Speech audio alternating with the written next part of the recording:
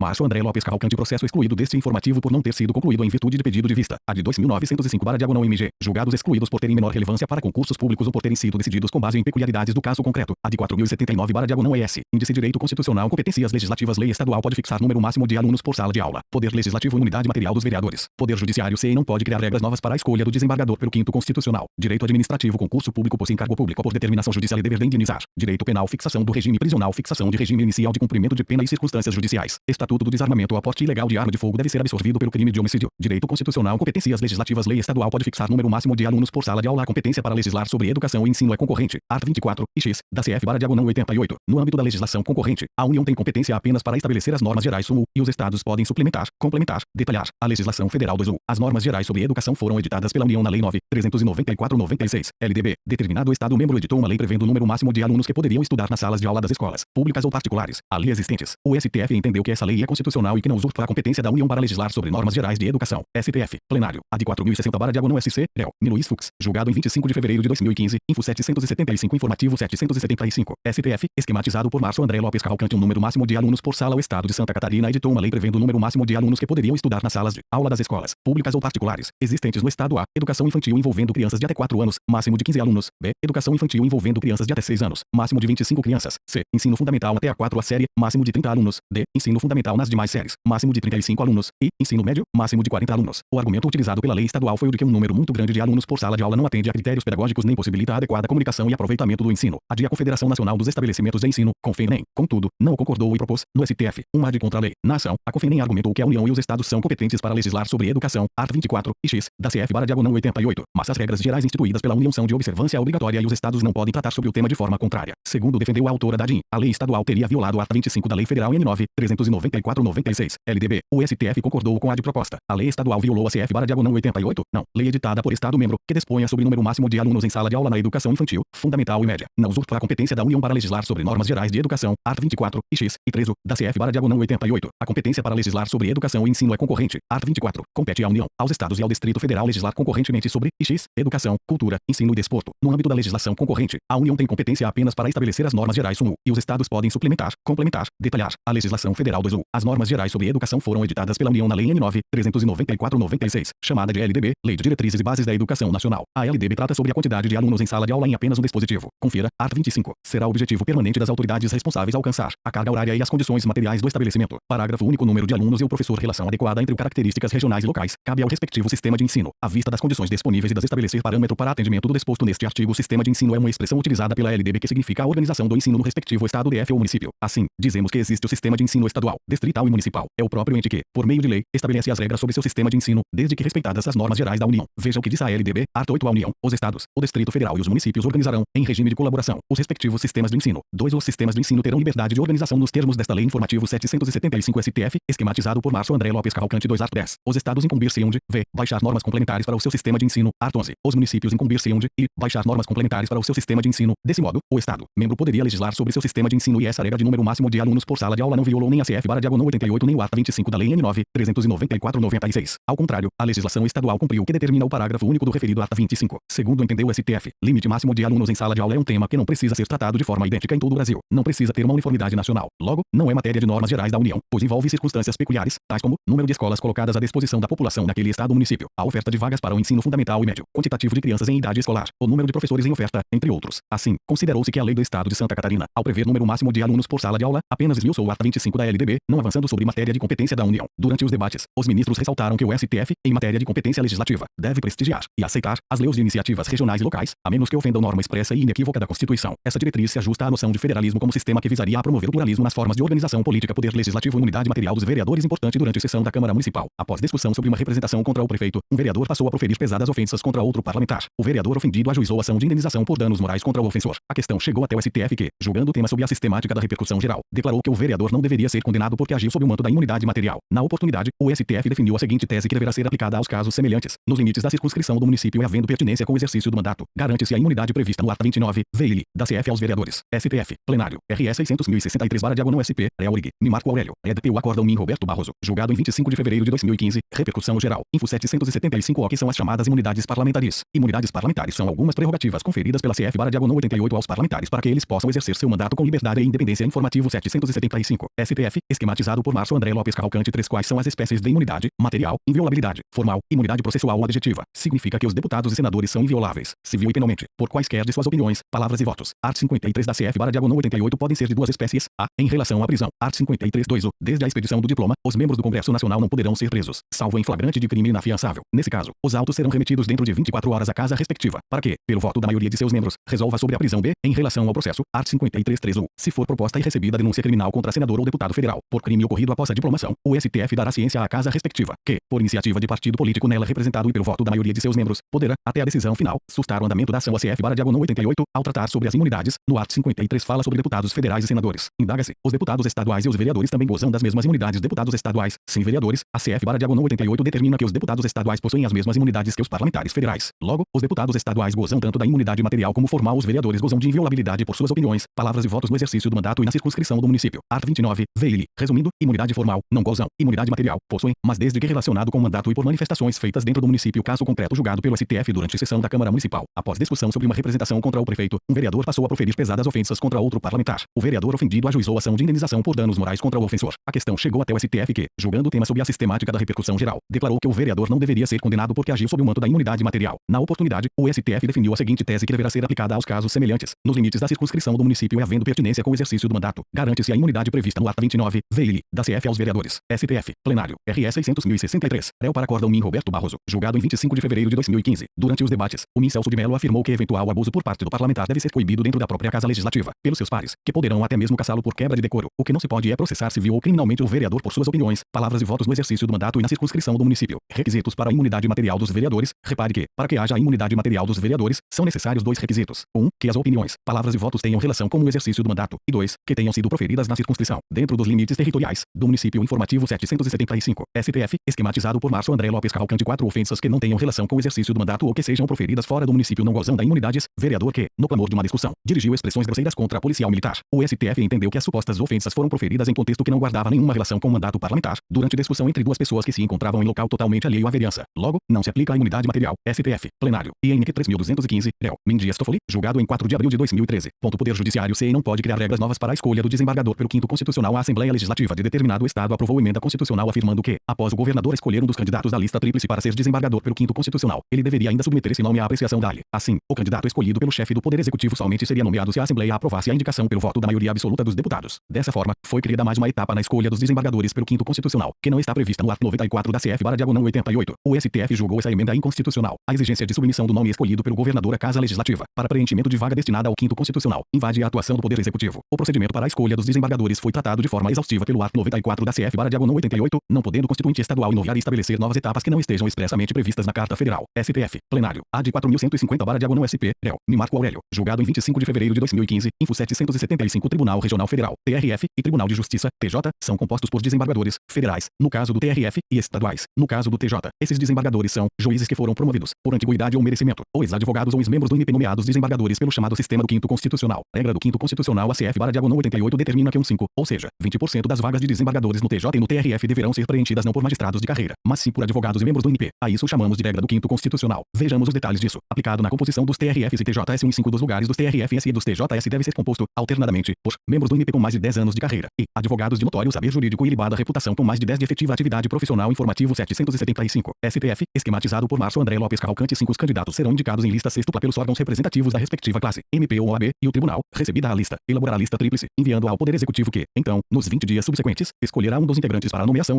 João, desembargador do TJSP, oriundo da advocacia, aposentou-se. Surge, então, uma vaga nesse TJ para ser preenchida pelo sistema do 5º Constitucional dentre advogados. A OAB-SP deverá elaborar uma lista com 6 nomes de advogados que tenham notório saber jurídico, reputação ilibada e mais de 10 aos de efetiva advocacia. Essa lista será encaminhada ao TJSP. Desses 6 nomes, o TJ escolherá 3, ou seja, fará uma lista tríplice e a remeterá ao governador do Estado. O governador do Estado escolherá um desses 3 nomes para nomear como desembargador. OBS. No TRF o procedimento é semelhante, com a diferença de que, em vez do governador do Estado, quem escolhe um nome da lista tríplice é o presidente da República, onde está prevista a regra do 5º Constitucional. CF/88, art. 94. 1/5 dos lugares dos tribunais regionais federais, dos tribunais dos estados e do Distrito Federal e Território será composto de membros do Ministério Público, com mais de 10 anos de carreira, e de advogados de notório saber jurídico e de reputação ilibada, com mais de 10 anos de efetiva atividade profissional, indicados em lista sextupla pelos órgãos de representação das respectivas classes. Parágrafo único. Recebidas as indicações, o tribunal formará a lista tríplice, enviando ao Poder Executivo, que, nos nos 20 dias subsequentes, escolherá um de seus integrantes para nomeação. Veja o que a Assembleia Legislativa do Estado de São Paulo fez. A Assembleia Legislativa do Estado de São Paulo incluiu na Constituição Estadual mais uma regra, peculiaridade, a respeito da escolha dos desembargadores do TJSP pelo 5º Constitucional. Foi previsto que, após o governador escolher um dos candidatos da lista tríplice, ele deveria ainda submeter esse nome à apreciação da Assembleia Legislativa. Assim, o candidato escolhido pelo chefe do Poder Executivo somente seria nomeado se a Assembleia aprovasse seu nome pelo voto da maioria absoluta. Dessa forma, foi criada mais uma etapa na escolha dos desembargadores pelo 5º Constitucional. Essa previsão da CSP é válida? Pode-se instituir uma regra na CEA exigindo que o candidato à vaga do 5º Constitucional seja antes aprovado pela ALE. Não. O STF entende que essa regra que foi inserida na Constituição de São Paulo não é válida. Como vimos acima, o procedimento para a escolha dos desembargadores foi tratado de forma exaustiva pelo artigo 94 da CF/88, não podendo o Constituinte Estadual inovar e estabelecer novas etapas que não estejam expressamente previstas na Carta Federal. STF. Plenário. A de 4150/SP. Réu. Marco Aurélio. Julgado em 25 de fevereiro de 2015. Direito administrativo. Concurso público. Posse em cargo público por determinação judicial e dever de indenizar importante ao candidato que teve postergada a assunção em cargo por conta de ato ilegal da administração tem direito a receber a remuneração retroativa. Informativo 775 STF, esquematizado por Márcio André Lopes Cavalcante. 6 regra. Não cabe indenização a servidor empossado por decisão judicial sob o argumento de que houve demora na nomeação. Dito de outro modo, a nomeação tardia a cargo público em decorrência de decisão judicial não gera direito à indenização. Exceção, será devida a indenização se ficar demonstrado, no caso concreto, que o servidor não foi nomeado logo por conta de uma situação de arbitrariedade flagrante. Nas exatas palavras do STF, na hipótese de posse em cargo público determinada por decisão judicial, o servidor não faz jus à indenização, sob fundamento de que deveria ter sido investido em momento anterior, salvo situação de arbitrariedade flagrante. STF, plenário, RS 724.347/DF, Réu-Rig, Marco Aurélio, EDPU Acórdão-me Roberto Barroso, julgado em 26 de fevereiro de 2015, repercussão geral, Info 775. Imagine a seguinte situação hipotética: João foi aprovado em todas as provas teóricas do concurso. No entanto, foi eliminado no exame psicotécnico, fato ocorrido no ano de 2010. O candidato ingressou com ação ordinária questionando os critérios utilizados no teste psicotécnico aplicado. O pedido de antecipação de tutela, contudo, foi negado. Todos os demais candidatos aprovados tomaram posse. A ação foi julgada procedente em todas as instâncias, mas a Fazenda Pública sempre recorria e João ainda não havia tomado posse. Somente em 2015, quando houve o trânsito em julgado, ele foi nomeado e impulsado. Significa que, enquanto os demais candidatos foram nomeados e estavam trabalhando desde 2010, João, mesmo tendo direito, só conseguiu ingressar no serviço público 5 anos mais tarde. Inconformado com a situação, João propôs ação de indenização contra o poder público alegando que teria direito de receber, a título de reparação, o valor da remuneração do cargo referente ao período de 2010 até 2015. O pedido de indenização formulado por João encontra amparo na jurisprudência. O candidato que teve postergada a assunção em cargo por conta de ato ilegal da administração tem direito a receber a remuneração retroativa. Regra.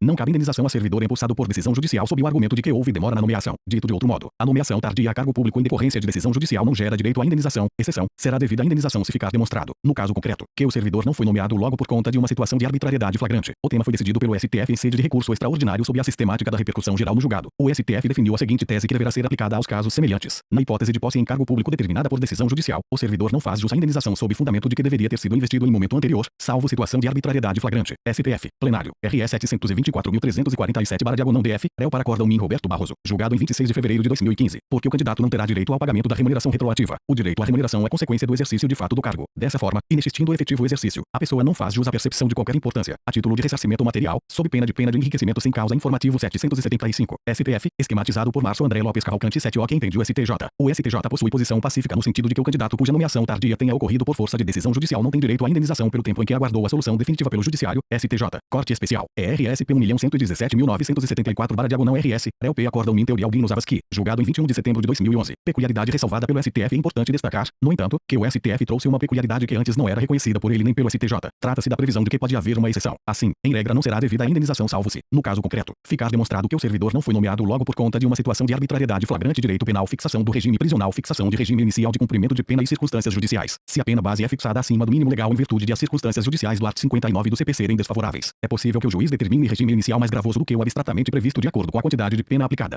Paulo, réu primário, foi condenado a uma pena de 2 anos e 6 meses de detenção. Em regra, o regime inicial seria o aberto. Art. 33.2 C do CP. Ocorre que 2 circunstâncias judiciais foram desfavoráveis a ele, conforme fundamentação do juiz. Circunstâncias e consequências do crime. Nesse caso, o magistrado, fundamentando sua decisão nesses dados, pode impor ao condenado o regime inicial semiaberto. STF 2 a turma. HC 124.876/SP. Réu. Mingimar Mendes. Julgado em 24 de fevereiro de 2015. Info 775. Fixação do regime prisional. Regimes prisionais. Existem 3 regimes penitenciários. Fixação do regime inicial. Ao juiz, ao prolatar a sentença condenatória, deverá impor o regime no qual o condenado iniciará o cumprimento da pena privativa de liberdade. A isso se dá o nome de fixação do regime inicial. Os critérios para essa fixação estão previstos no artigo 33 do Código Penal. O que o juiz deve observar na fixação do regime inicial. O juiz, quando vai fixar o regime inicial do cumprimento da pena privativa de liberdade, deve observar 4 fatores. 1. O tipo de pena aplicada, se reclusão ou detenção. 2. O quanto da pena definitiva, fechado, semiaberto, aberto, pena cumprida em estabelecimento de segurança máxima ou média, pena cumprida em colônia agrícola, industrial ou estabelecimento similar, pena cumprida em casa de albergado ou estabelecimento adequado. Informativo 775 STF, esquematizado por Márcio André Lopes Cavalcante. 8.3. Se o condenado é reincidente ou não. 4. As circunstâncias judiciais, art. 59 do CP. Vamos organizar a aplicação desses 4 fatores. Reclusão ao regime inicial pode ser, fechado, se a pena é superior a 8 anos, semiaberto, se a pena foi maior que 4 e menor que 8 anos, anos, se o condenado for reincidente. O regime inicial, para esse quantum de pena, é o fechado aberto, se a pena foi de até 4 anos. Se o condenado for reincidente, o regime inicial, para esse quantum de pena, será o semiaberto ou o fechado. O que irá definir isso vão ser as circunstâncias judiciais, se desfavoráveis, vai para o fechado, se favoráveis, vai para o semiaberto. Súmula 269 STJ,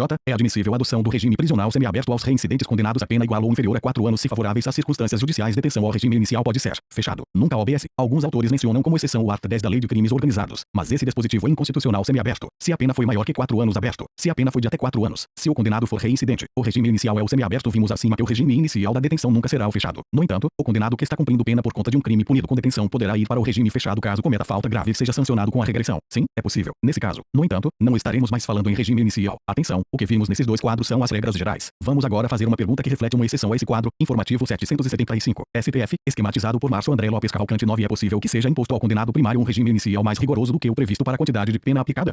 Se uma pessoa for condenada a 6 anos de reclusão, pode o juiz fixar o regime inicial fechado? Sim, é possível, desde que o juiz apresente motivação idônea na sentença. Súmula 719 STF. A imposição do regime de cumprimento mais severo do que a pena aplicada a permitir exige motivação idônea. O juiz pode fundamentar a imposição do regime mais severo devido ao fato do crime praticado ser, abstratamente, um delito grave. O juiz afirma que, em sua opinião, no caso de tráfico de drogas o regime deve ser o fechado em razão da gravidade desse delito. Não, a opinião do julgador sobre a gravidade em abstrato do crime não constitui motivação idônea para a imposição de regime mais severo do que o permitido segundo a pena aplicada. Súmula 718 STF. O que é considerado, então, motivação idônea para impor ao condenado o regime mais gravoso? Exige-se que o juiz apante circunstâncias que demonstrem que o fato criminoso, concretamente, foi grave. Se as circunstâncias judiciais do art. 59 forem desfavoráveis, é possível que o juiz se fundamente nesses dados para impor ao condenado o regime inicial mais gravoso que o previsto para a quantidade de pena aplicada. Nesse sentido, se as penas base de ambos os crimes são fixadas acima do mínimo legal em face da valoração negativa das circunstâncias do art. 59 do Código Penal, não há ilegalidade na imposição de regime inicial mais gravoso do que o abstratamente previsto de acordo com a quantidade de pena aplicada. STJ 5 a turma. A GRG no RSP 1.471.969/RN. Réu. Min Jorge Mussi, julgado em 20 de novembro de 2014. Paulo, réu primário, foi condenado a uma pena de 2 anos e 6 meses de detenção. Em regra, o regime inicial seria o aberto. Art. 33.2 o C. do CP. Ocorre que duas circunstâncias judiciais foram desfavoráveis a ele, conforme fundamentação do juiz. Circunstâncias e consequências do crime. Nesse caso, o magistrado, fundamentando sua decisão nesses dados, pode impor ao condenado o regime inicial semiaberto. STF 2 a turma. HC 124.876/SP. Réu. Min Gilmar Mendes, julgado em 24 de fevereiro de 2015. Info 775. Se a pena privativa de liberdade foi fixada no mínimo legal, é possível a fixação de regime inicial mais severo do que o previsto pela quantidade de pena.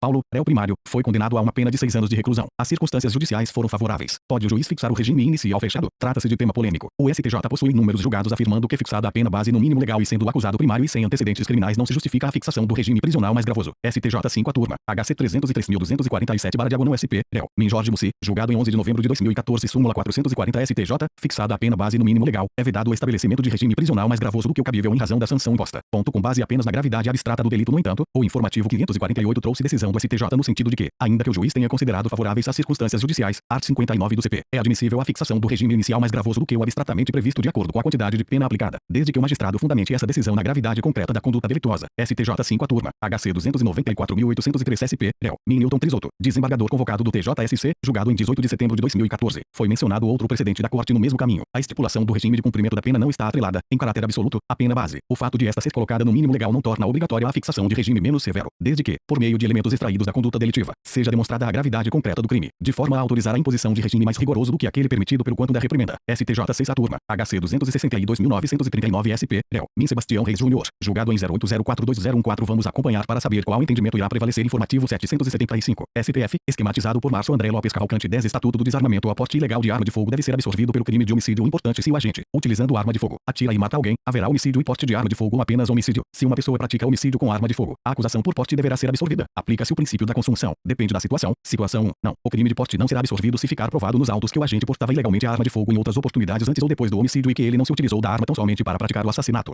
A instrução demonstrou que João adquiriu a arma de fogo 3 meses antes de matar Pedro e não a comprou com a exclusiva finalidade de ceifar a vida da vítima. Situação 2. Sim, se não houver provas de que o réu já portava a arma antes do homicídio ou se ficar provado que ele a utilizou somente para matar a vítima. O agente compra a arma de fogo e, em seguida, dirige-se até a casa da vítima e contra ela desfere 2 tiros, matando-a. No caso concreto julgado pelo STF, ficou provado que o réu havia comprado a arma 3 meses antes da morte da vítima. Além disso, também se demonstrou pelas testemunhas que o acusado, várias vezes antes do crime, passou na frente da casa da vítima, mostrando ostensivamente o revólver utilizado no crime. Desse modo, restou provado que os tipos penais consumaram-se em momentos distintos e que tinham desígnios autônomos, razão pela qual não se pode reconhecer o princípio da consunção entre o homicídio e o porte ilegal de arma de fogo. STF 1 a turma. HC 120.678/PR. Réu Rig. Luiz Fux. EDPU Acórdão Min Marco Aurélio. Julgado em 24 de fevereiro de 2015. Info 775. Imagine a seguinte concreta julgada pelo STF. O agente, utilizando arma de fogo de numeração raspada, deu um tiro na vítima, causando-lhe a morte. O réu foi denunciado por homicídio, art. 121 do CP, em concurso material com porte ilegal de arma de fogo com numeração raspada, art. 16, parágrafo único, IV. da Lei nº 10.826/2003. O juiz da vara do Tribunal do Júri entendeu que ficou provado que o réu agiu em legítima defesa, razão pela qual absolveu sumariamente pelo crime de homicídio, mas determinou que o crime de porte de arma de fogo deveria continuar a ser julgado pelo juiz da vara criminal comum. A defesa recorreu requerendo a absolvição do réu também com relação ao crime do art. 16, sob o argumento de que deveria incidir na hipótese o princípio da consunção. A tese da defesa deverá ser acolhida se o agente, utilizando arma de fogo, atira e mata alguém, haverá, em tese, homicídio e porte de arma de fogo ou apenas homicídio. Dito de outra forma, se uma pessoa pratica homicídio com arma de fogo, a acusação por porte deverá ser absolvida. Aplica-se o princípio da consunção. Depende da situação. Situação 1. Não. O crime de porte não será absolvido se ficar provado nos autos que o agente portava ilegalmente a arma de fogo em outras oportunidades antes ou depois do homicídio e que ele não se utilizou da arma tão somente para praticar o assassinato. A instrução demonstrou que João adquiriu a arma de fogo 3 meses antes de matar Pedro e não a comprou com a exclusiva finalidade de ceifar a vida da vítima. A conduta de portar arma ilegalmente não pode ser absolvida pelo crime de homicídio quando restar evidenciada a existência de crimes autônomos, sem nexo de dependência ou subordinação. STJ 5 a turma. HC 217.321/SP. Réu. Milaurita Vaz. Julgado em 27 de agosto de 2013. Informativo 775 STF. Esquematizado por Márcio André Lopes Cavalcante 11. Situação 2. Sim. Se não houver provas de que o réu já portava a arma antes do homicídio ou se ficar provado que ele a utilizou somente para matar a vítima. O agente compra a arma de fogo e, em seguida, dirige-se até a casa da vítima e contra ela desfere 2 tiros, matando-a. Havendo um contexto fático único e incontroverso de que a arma de fogo foi o meio para a consumação do crime de homicídio, aplica-se o princípio da consunção. STJ 6 a turma. HC 104.455/ES. Réu. Minhoge Fernandes. Julgado em 21 de outubro de 2010. Voltando ao caso concreto julgado pelo STF, ficou provado que o réu havia comprado a arma 3 meses antes da morte da vítima. Além disso, também se demonstrou pelas testemunhas que o acusado, várias vezes antes do crime, passou na frente da casa da vítima, mostrando ostensivamente o revólver utilizado no crime. Desse modo, restou provado que os tipos penais consumaram-se em momentos distintos e que tinham desígnios autônomos, razão pela qual a excludente de ilicitude reconhecida quanto ao homicídio não alcança o porte ilegal de arma de fogo com numeração raspada. Julgados não comentados. Professores de rede estadual e regime de subsídio. O plenário conheceu em parte de ação direta ajuizada em face dos artigos 1 a 7 da LC 428/2007 do Estado do Espírito Santo e, na parte conhecida, julgou o pedido improcedente. Os dispositivos impugnados tratam da instituição do regime de subsídio para o pagamento dos professores da rede estadual de ensino. Além disso, estabelecem que os profissionais já integrantes do quadro possam optar pelo novo regime ou pelo anterior, de vencimentos e vantagens pessoais. Preliminarmente, o colegiado, por maioria, reconheceu a legitimidade ativa da requerente. Confederação Nacional dos Trabalhadores em Educação, CNTE, no ponto, ressaltou haver precedente do STF a admitir a mesma entidade como legitimada em ação de controle concentrado, tendo em vista se tratar de confederação sindical, de âmbito nacional, conforme atestado pelo Ministério do Trabalho, a de 1969/DF, DJ de 31 de agosto de 2007. A CNTE contaria com expressiva representatividade. Além disso, haveria pendência histórica da Corte no sentido de flexibilizar os requisitos quanto à admissão de legitimados ativos. Outro sim, a entidade cumpriria o que é exigido pelo art. 103 e X da CF vencido. Quanto a preliminar, o ministro teorizava que não reconhecia a legitimidade ativa da requerente, entendia não bastar que a entidade sindical fosse denominada confederação, mas que seria necessário que atendesse aos requisitos do art. 535 da CLT. As confederações organizar-se-ão com um mínimo de 3 federações e terão sede na capital da República. Na espécie, a CNTE contaria com apenas uma federação. No mérito, o plenário destacou que estariam cumulados 2 pedidos de declaração de inconstitucionalidade por ação e por omissão. Esta no que se refere ao art. 13 da norma impugnada. Esse dispositivo trata dos valores dos subsídios e, segundo a requerente, deveria ser aplicado a todos os servidores da categoria ou, subsidiariamente, ser retirado do mundo jurídico. No ponto, o colegiado afirmou haver precedente no sentido de reconhecer a relativa fungibilidade entre as ações diretas de inconstitucionalidade por ação e por omissão. A de 875/DF, DJ de 30 de abril de 2010. Além disso, o pedido, na espécie, seria alternativo, por isso juridicamente viável. Ademais, o plenário considerou não haver violação a direito adquirido, porque os professores já em atividade teriam a opção quanto ao regime de pagamento. Tampouco haveria violação à irredutibilidade de vencimentos, porque essa opção poderia ser realizada a qualquer tempo. Então o profissional poderia permanecer no regime antigo até o momento em que não mais fosse vantajoso. Além disso, não estaria violada a isonomia, pois a convivência dos 2 regimes seria favorável aos professores, permitiria que escolhessem a situação que mais lhes aprovesse. Não existiria discriminação ilegítima. Por outro lado, não seria possível cumular os 2 regimes jurídicos para somar o subsídio de maior valor às vantagens pessoais adquiridas anteriormente. Por fim, o informativo 775 STF, esquematizado por Márcio André Lopes Cavalcante 12 colegiado afastou a impugnação quanto ao art. 2 da norma adversada, uma vez não haver fundamentos. Na inicial, quanto a esse dispositivo, o pedido, no ponto, seria genérico, razão pela qual a ação não deveria ser conhecida nesse aspecto. A de 4.079/ES. Réu. Min Roberto Barroso. 25 e 26 de fevereiro de 2015. Outras informações REPR seu SS o GRALDJ de 18 a 27 de fevereiro de 2015. Repercussão geral em área em 833.248 RJ Relator. Min Dias Toffoli Ementa. Direito Constitucional. Veiculação de programa televisivo que aborda crime ocorrido há várias décadas. Ação indenizatória proposta por familiares da vítima. Alegados danos morais. Direito ao esquecimento. Debate acerca da harmonização dos princípios constitucionais da liberdade de expressão e do direito à informação com aqueles que protegem a dignidade da pessoa humana e a inviolabilidade da honra e da intimidade. Presença de repercussão geral. Repercussão geral em área em 848.107 DF Relator. Min Dias Toffoli Ementa. Constitucional. Penal. Extinção da punibilidade. Termo inicial para a contagem da prescrição na modalidade executória. Trânsito em julgado somente para a acusação. Artigo 112, inciso I, do Código Penal. Necessidade de harmonização do referido Instituto Penal com o ordenamento jurídico constitucional vigente, diante dos postulados da estrita legalidade e da presunção de inocência. CF. Art. 5, incisos em LVI. Questão eminentemente constitucional. Matéria passível de repetição em inúmeros processos. A repercutir na esfera do interesse público. Tema com repercussão geral. Repercussão geral em RN 541.856 AS.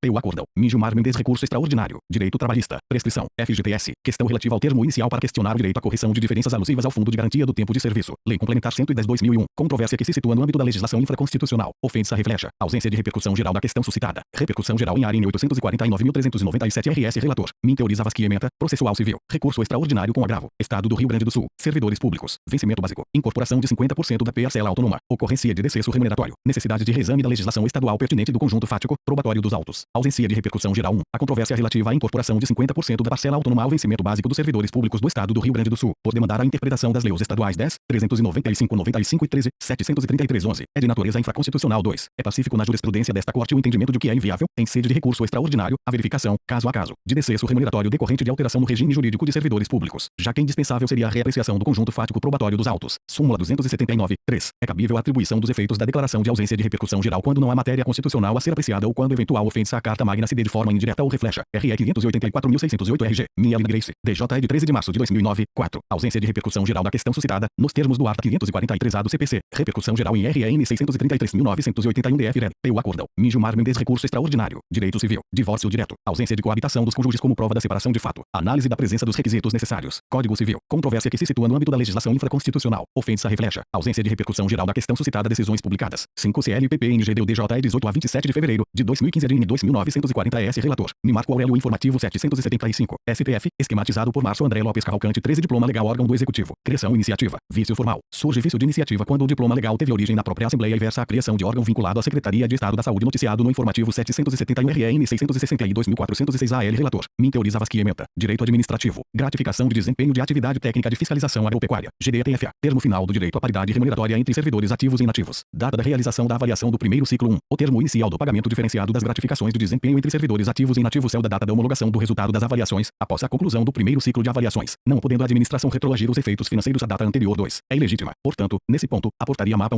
1.031/2010, que retroagiu os efeitos financeiros da gratificação de desempenho de atividade técnica de fiscalização agropecuária. GDAFTA ao início do ciclo avaliativo 3. Recurso extraordinário conhecido e não provido noticiado no Informativo 771 AGREG, na IMED, CAUT, na ACN 2910 RS, PU Acordão. Min Carmen Lúcia Ementa. Questão de ordem no agravo regimental na medida cautelar na ação cautelar. Atribuição de efeito suspensivo a agravo de instrumento. Destrancamento. Efeitos que perduram apenas até o exame do mérito recursal. Recurso extraordinário N 759.276. Negativa de seguimento. Perda superveniente do objeto da ação. Questão de ordem acolhida para extinguir a ação cautelar noticiado no Informativo 771 AGREG, na PTN 3067 NG. Relator: Min Roberto Barroso Ementa. Ação civil pública. Improbidade administrativa. Foram por prerrogativa de função 1. A ação civil pública por ato de improbidade administrativa que tenha por réu parlamentar deve ser julgada em primeira instância. 2. Declaração de inconstitucionalidade do art. 84 do CPP no julgamento da AD 2797-3. Mantida a decisão monocrática que declinou da competência. 4. Agravo regimental a que se nega provimento noticiado no Informativo 768 HCN 122.694 SP. Relator: Min Dias Toffoli Ementa. Habeas corpus. Penal. Prescrição da pretensão punitiva. Na modalidade retroativa, com base na pena aplicada na sentença. Incidência entre a data do fato e a do recebimento da denúncia. Inadmissibilidade. Inteligência do art. 110 do Código Penal, com a redação dada pela Lei no 12.234-10. Abolição, apenas parcial, dessa modalidade de prescrição. Exame da proporcionalidade em sentido amplo. Submissão da alteração legislativa aos testes da idoneidade. Adequação, da necessidade e da proporcionalidade em sentido estrito. Constitucionalidade reconhecida. Liberdade de conformação do legislador. Inexistência de ofensa aos princípios da dignidade da pessoa humana. Art. 1 I, CF. Da humanidade da pena, da culpabilidade, da individualização da pena. Art. 5 XLVI, CF. Da isonomia. Art. 5 I, CF. E da razoável duração do processo. Art. 5 OSV, CF. Análise de legislação comparada em matéria de prescrição penal. Ordem denegada 1. A Lei no 12.234-10, ao dar nova redação ao art. 110 do Código Penal, não aboliu a prescrição da pretensão punitiva, na modalidade retroativa, fundada na pena aplicada na sentença. Apenas vedou, quanto aos crimes praticados na sua vigência, seu reconhecimento entre a data do fato e a do recebimento da denúncia ou da queixa. 2. Essa vedação é proporcional em sentido amplo e não viola os princípios da dignidade da pessoa humana. Art. 1 I, CF. Da humanidade da pena. Art. 5 XLVI e XLX, CF. Da culpabilidade, da individualização da pena. Art. 5 XLVI, CF. Da isonomia. Art. 5 I, CF. Ou da razoável duração do processo. Art. 5 OSV, CF. 3. A Lei no 12.234-10 insere na liberdade de conformação do legislador, que tem legitimidade democrática para escolher os meios que reputar adequados para a consecução de determinados objetivos, desde que eles não lhe sejam vedados pela Constituição nem violem a proporcionalidade. 4. É constitucional, portanto, o art. 110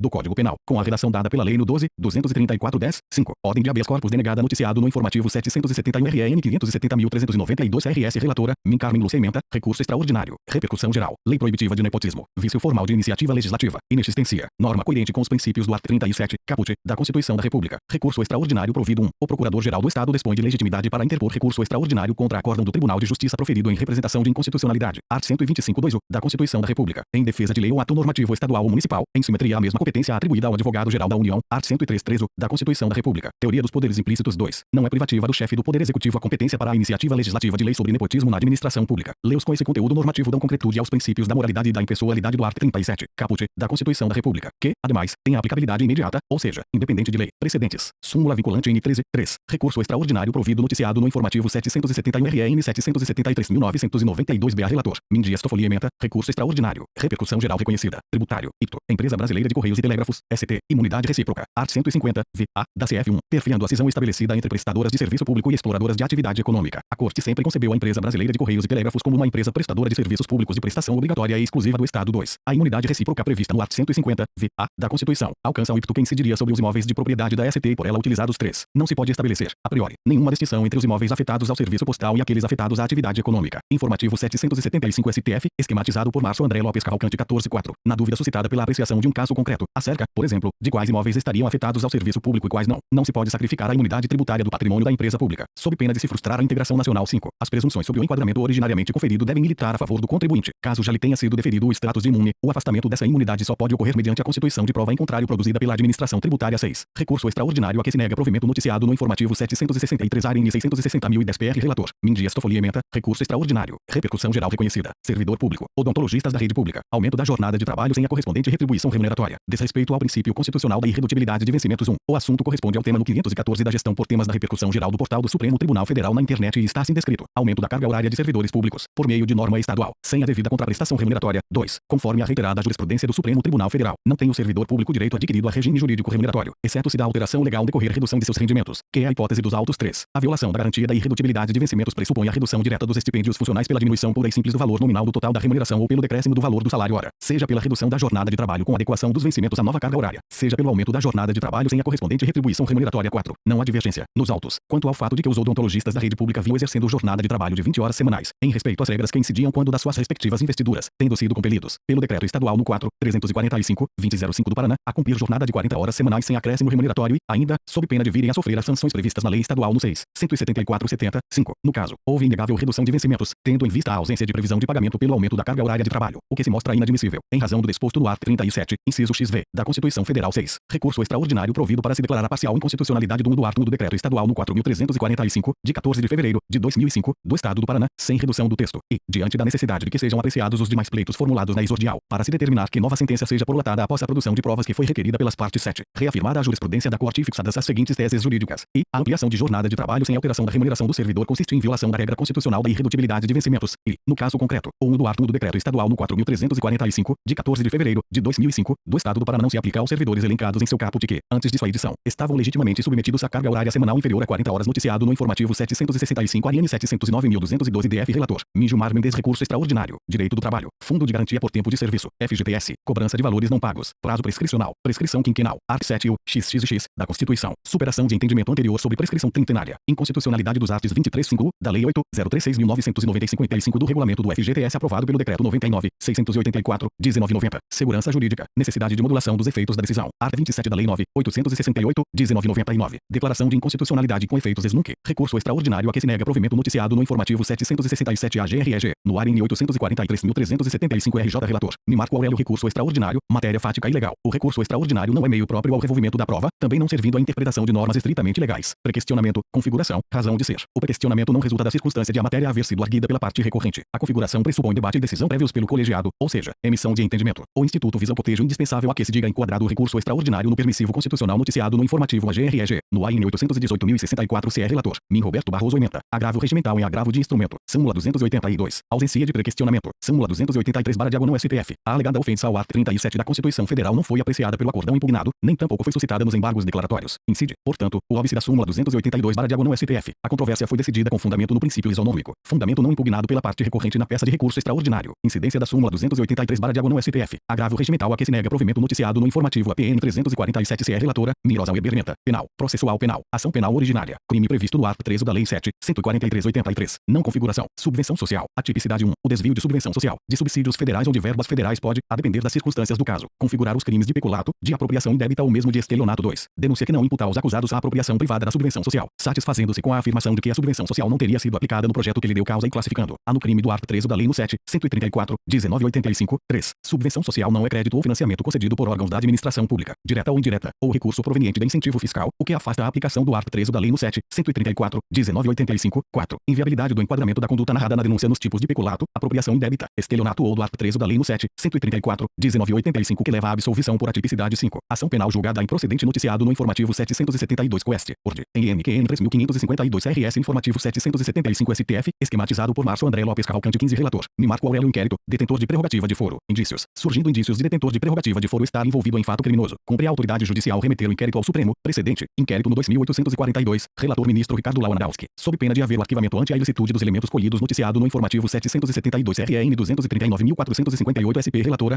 Carmen Lúcia Ementa, recurso extraordinário, constitucional, mandado de segurança, lei municipal N10, 905.990, direito de oficiais de justiça a estacionar em vias secundárias e em áreas de faixa azul, lei de iniciativa parlamentar, contrariedade ao princípio da separação dos poderes, segurança denegada, declaração incidental de inconstitucionalidade do artigo da lei N10, 905.990, recurso extraordinário provido noticiado no informativo 771 RN 591.054 SC relator, Marco Aurélio Pena, fixação, antecedentes criminais, inquéritos e processos em curso, desinfluencia, ante o princípio constitucional da não culpabilidade, inquéritos e processos criminais em curso são neutros na definição dos antecedentes criminais, acordãos publicados, 506 transcrições noticiado no informativo 772 com a finalidade de proporcionar aos leitores do informativo STF uma compreensão mais aprofundada do pensamento do tribunal. Divulgamos neste espaço trechos de decisões que tenham despertado ou possam despertar de modo especial o interesse da comunidade jurídica. Art. 478 e do CPP leitura de sentença prolatada em desfavor de Correio. Transcrições. Vem informativo 774, RHC 118.006/SP relator. Ministro Dias Toffoli ementa, recurso ordinário em habeas corpus. Processual penal. Júri. Homicídio qualificado. Artigo 121(2) e CC art. 29 do Código Penal. Leitura pelo Ministério Público nos debates de sentença condenatória de Correio proferida em julgamento anterior. Alegação de sua utilização como argumento de autoridade em prejuízo do recorrente. Nulidade. Não ocorrência. Sentença que não faz qualquer alusão à sua pessoa nem à sua suposta participação no crime. Inaptidão do documento para interferir no ânimo dos jurados em desfavor do recorrente. Peça que não se subsume na vedação do art. 478 e do Código de Processo Penal. Possibilidade de sua leitura em plenário. Art. 480. Caput. CPP. Inexistência de comprovação de que o documento, de fato, foi empregado como argumento de autoridade e de que houve prejuízo insanável à defesa. Art. 563. CPP. Recurso não provido 1. O art. 478 e do Código de Processo Penal veda que as partes, nos debates, façam referência à decisão de pronúncia e a decisões posteriores em que se tenha julgado admissível a acusação como argumento de autoridade para beneficiar ou prejudicar o acusado. 2. Esse dispositivo legal não veda a leitura, em plenário, da sentença condenatória de Correio, proferida em julgamento anterior, a qual é admitida pelo art. 480, caput, do Código de Processo Penal. 3. A sentença, ademais, é desprovida de aptidão para interferir no ânimo dos jurados, como argumento de autoridade e em prejuízo do recorrente, uma vez que não faz qualquer alusão à sua pessoa nem à sua suposta participação no crime. 4. Ausente a comprovação de que o documento, de fato, foi empregado como argumento de autoridade e que houve prejuízo insanável à defesa. Art. 563. CPP. Não há nulidade a ser reconhecida. 5. Recurso não provido. Relatório. Recurso ordinário em habeas corpus interposto por contra o acórdão mediante o qual a 5ª turma do Superior Tribunal de Justiça não conheceu do HC no 198.574/SP, relator ministro Jorge Mussi. Ados o recorrente que, em 26 de agosto de 2008, foi condenado pelo Tribunal do Júri da Comarca de Guarulhos SP a pena de 14